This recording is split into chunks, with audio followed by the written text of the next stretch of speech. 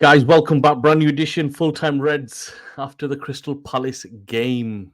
Um, where do we start? What do we say that's not been said? And let's try analyzing this. Let's try going into this. I'm going to go through the game yesterday. I'm going to cover 5 points what I felt were quite bad from Manchester United's part, how we move forward. Is there a glimmer of hope? Stay till the end. I'm going to really kind of go into as in depth as much as I can on this. If you've not subscribed, please do.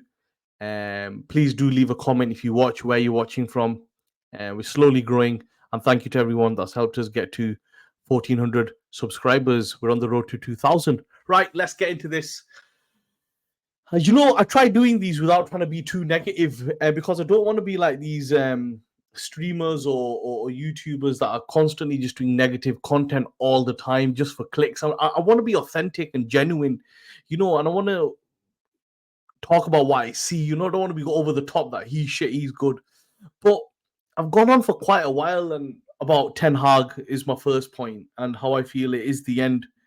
For me, the penny dropped against, I've mentioned this a few times, against Tottenham when we played them at home, and Tottenham, and our excuse was injuries, and Tottenham had their third-rate midfield and they played us off the park at Old Trafford. And after that, I've not really seen any, and I thought if they can do it, why are we not doing this? And I feel yesterday as well in that game, if you watch it, it was fucking shit, really. The whole thing was shit. This is, and I understand injuries, right? But they had injuries. Bar the two centre backs and the left back, it was pretty much, Rashford was out and Bruno. But in the last games, we have had more or less a full team bar 2-3 injuries. Every team has injuries. The problem is the way we're playing and conceding, and the instructions are not getting across. I don't think actually the players are throwing him under the bus, in my opinion. I just think the players are not being coached very well or don't understand what's going on. I don't think they're intentionally going out there like they've done in the past and trying to get him sacked. I just think they are trying, but it's at limitations. And I think this is his limit. And I keep saying this, but this is Ten Hag's limit. He's not going to get any better than this. The Premier League is ruthless, and it has sussed him out to a point where he has got no idea on what to do. I was watching an interesting clip last night on YouTube of Michael Owen and Paul Scholes analysing the game, and they were saying there's no way Steve McLaren is coaching this team, because he is a very well-respected and very famous footballing coach who wasn't a very good manager, but as a coach, he was very highly regarded in the England setup, in the United setup before. And they were saying there's no way he's setting them up like that. You saw it with the midfield issue. And, I watched Jamie Carragher after the game on Sky Sports in the UK, and it's got to a point where even Liverpool fans are now like getting pissed off with this team, thinking, what the fuck are you doing? Like, how are you playing? How are you setting up? This is just taking the piss. And it has to come down to the manager. It genuinely has to come down to the manager and how he sets that team up.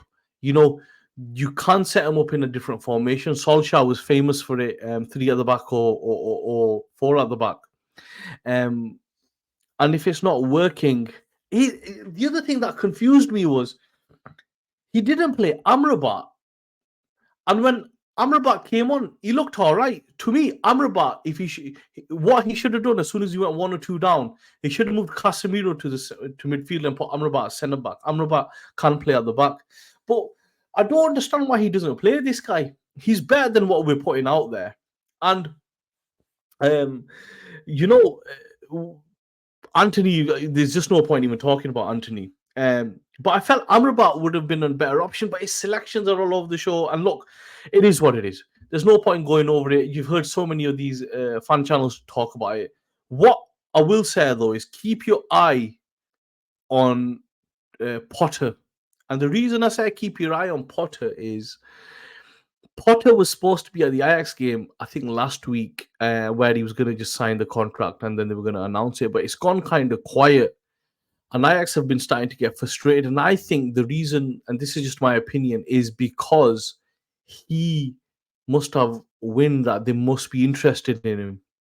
I think he would be a second option if they can't get Thomas Tuchel over the line. If Munich get knocked out tomorrow, I think you'll start seeing things hot up with Manchester United and Thomas Tuchel.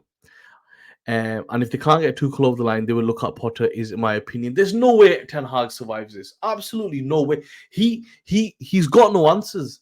It's not like you're watching it and you're thinking, you know what? I see what he's doing. If we had this guy, we change that, we'll get better.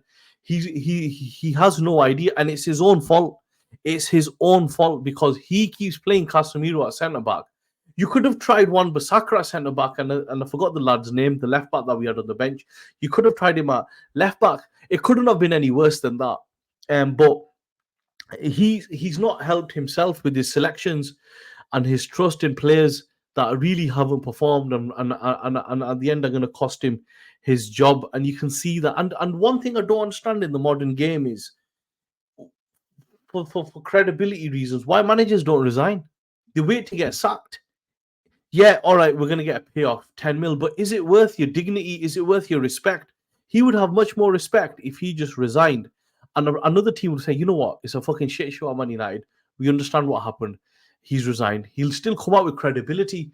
And I said this with Mourinho. I said it with Solskjaer at the time. It's all good Solskjaer sitting on fucking the overlap now and saying X, Y, Z. But at the time, I said, why doesn't he just resign? He'll walk out with credibility, and Ten Hag should just resign, especially if Bayern Munich are looking at him, because he would be a very good option for a team like that. But they wait for the sack, and it fucking confuses. Like, why are you waiting for the sack? Oh, I'm going to get paid out. But you could probably walk into another job where you could do better, and you could actually make more money by keeping your credibility and taking a top job. And that is something that has concerned me for a long time with managers as a whole. Just looking at my notes here, the injuries are there. Apparently Johnny Evans played with a late test. They asked him to play. Fair enough. Respect to the guy. You know what? He's old, but he's doing what he can. Against a pacey forward, he was going to struggle. But the injuries are a concern. I don't think they fall totally to Ten Hag's on Ten Hag, but he has to take responsibility because he would also be informed of what's going on and if players can play or not. But I think that system, this Dutch system of 3-1-6, it just doesn't work. It'll be interesting how Liverpool adapt this next season. But look, it is what it is. It's a shit show. It's only going to get better, but it's going to take time. As fans, we need to understand that it's going to take time. Not every appointment is going to be right, but we're going to move into the right direction. I think if we do miss out on Europe, it'll be much better for us. Reason being, we'll fucking take the squad down to 18. Smaller squad, build on it, get time to coach the team and move forward. Otherwise, being in the conference or the Europa, I don't mind Europa. I think, if we're out of it, it's much, much better. And I can't see us taking any points in the next 3 games. I can't see us doing anything against Arsenal, Newcastle, or Brighton. And then against City, look, everyone's written us off. It is a derby. Anything can happen in these one-off games, but it's very unlikely we turn them over. And it's sad. It's a sad state of affairs, but there's not much we can do. But this concept of we have to wait for Barada, we have to wait for Asher, bullshit. Anyone that's worked on gardening leave knows that calls go on, meetings happen, shit's happening all the time. It's just not official. Everyone's having a chat. Everyone's probably fucking meeting in Monaco like, he's shit. What should we do here? What should we do there? It's just not official. And once it becomes official, you can just start probably moving in motion. But if they wanted to, if Barada and Dan Ashworth want Ten Hag gone, they just get on the phone to Wilcox, make it happen, and he just has to do it. This concept of he's on gardening, no one's seen him, it's rubbish. Absolute rubbish. It's like when they met Omar Barada, he worked for City. He flew to Monaco to have a meeting. So, this concept where you can't speak to him, it's absolutely rubbish. I think they are just waiting on, in my opinion, to see what happens with Tuchel. Another name I'll throw in the hat is Thomas Frank at Brentford. I think he's a very good manager. Limited resources, he's worked under a fantastically well-coached team. He should be looked at with jobs, but for me, the number one choice, like I've said over the episodes, has always been Unai Emery. I think he's a fantastic coach. And I don't know why he's not mentioned in more jobs. But look, like I said, I wanted to keep it short. I don't want to go into breaking it down into he was shit. This one, you can see what everyone's doing, some amazing content out there on YouTube. I just thought I'd give a broad overview of what I think. But I think and things will get better. We just need to stay calm and stay patient, and let's just get this season finished. Like I said, if you're not subscribed, drop a subscribe. Do drop us a comment, and you'll catch me on the next one.